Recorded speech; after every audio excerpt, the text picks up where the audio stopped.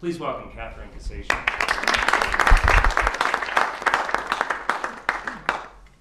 Well, thank you so much for this introduction. And I knew you were going to mention the art thing.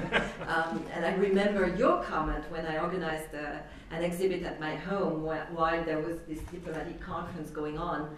And you said to me on a Monday morning after the event, you said it was the first time ever at the embassy this morning that we all talk about art and not political things. Anyway, so to close this aspect of the thing. Well, I'm delighted to be here.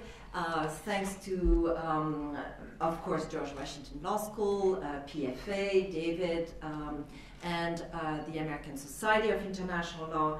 And again, to be here with you discussing, as Sean just mentioned, one or two aspects of the protocols.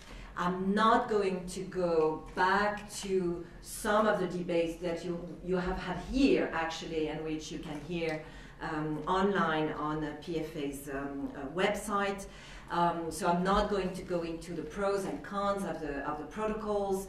And as you have heard from Sean, I am a private, what we call in France, a private law lawyer. And I deal although I have a public international law background also, and I am a member of some public international law societies, I am basically dealing with private disputes or state-to-private disputes, investment disputes, investment arbitration, and that type of things. And I'm an arbitrator. So that's with that background in mind that I'm approaching the protocols, and also with the work that I've been doing in the past 2 years that I'm going to explain in a minute. The first thing I would like to tell you, and it's not going to be a provocation, so don't jump on your seats, but I think we should all be reminded that President Sargsyan did not take us by surprise, contrary to what a lot of us have maybe thought. He already said, openly and publicly, it was in the Wall Street Journal in 2006, at the time he was Minister of Defense, that he wanted the establishment of diplomatic and good neighborhood relations between Armenia and Turkey without prior conditions. Without prior conditions. So that has been his political agenda at least since 2006. And in 2008, he repeated that in the same Wall Street Journal and saying that he was ready to start a dialogue with Turkey.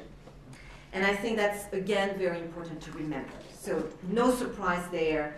And he has been negotiating the protocols in a way that, many shrewd diplomats would have done if it were not in his seat or in the seat of Turkey.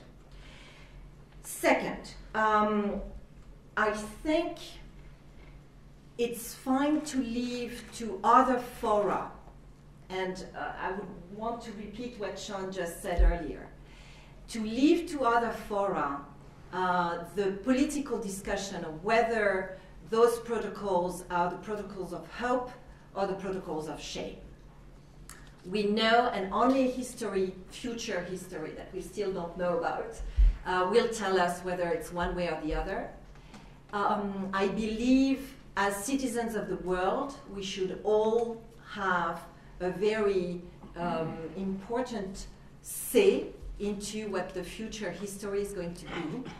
And I personally think that as a lawyer, being both a teacher, a professor at universities, and trying to transmit something to my students, and at the same time a dispute resolution goer or activist or whatever you want to call it, I would like this future history to be shaped in a way that the deadlock in which we are, being Turkey, the Turkish people, and Armenia, the Armenian people, and the diasporas, I'm going to explain to you why I put an S at diaspora, that the deadlock in which we are presently, and it's a very strong, very important deadlock, and it has been lasting for almost 100 years, and it's time that we are getting out of that deadlock. So basically what I want to do is participate in that getting out of the deadlock. Whether that will happen during my lifetime or not, that's another issue. Okay. Now, I am taking the protocols as a fact. They are there. We will see what will happen with them.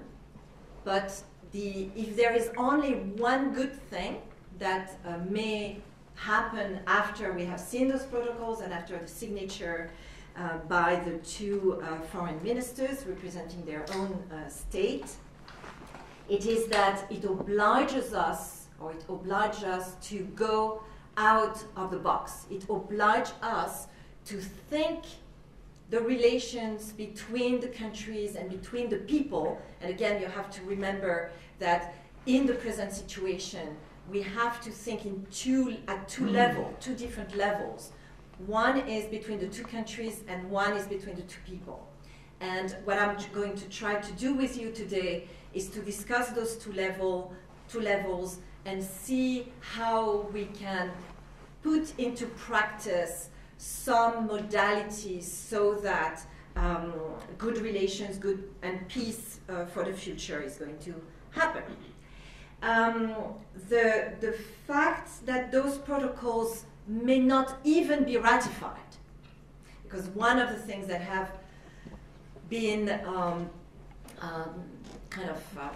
coming out in the public in recent months and since the debate you have had here previously, I think is the fact that Turkey is apparently unhappy about the protocols, unhappy about the way the Constitutional Court in Armenia has handed down its decision. We may talk a little bit about the implications of that decision.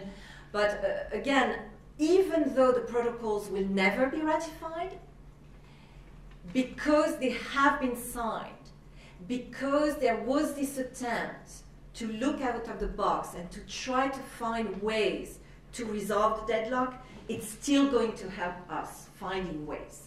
So again, what I would like to ask you to do is try to think in both ways. Try to think in terms the protocols are going to be ratified, but try also to think in ways that even though the protocols may never be ratified, what do they change in terms of our dialogue between the Turkish people and the Armenian people? Now, the important aspects of the protocol, and that's what I'm going to focus on, and on both protocols. And by the way, you have, for those of you who do not have copies with you, you have some copies there, together with the decision of the Constitutional Assembly of Armenia. What I want to focus on is the fact that both protocols restate, reinforce, confirm the fact that both countries are committed to promote, and I'm reading from the first protocol, promote the peaceful settlement of disputes. The peaceful settlement of disputes. You have the same wording in the second protocol, which is the protocol on the development of the relations, and it says there, reiterating their commitment to the peaceful settlement of regional and international disputes. And international disputes, the words are very, very important, and conflicts on the basis of the norms and principles of international law.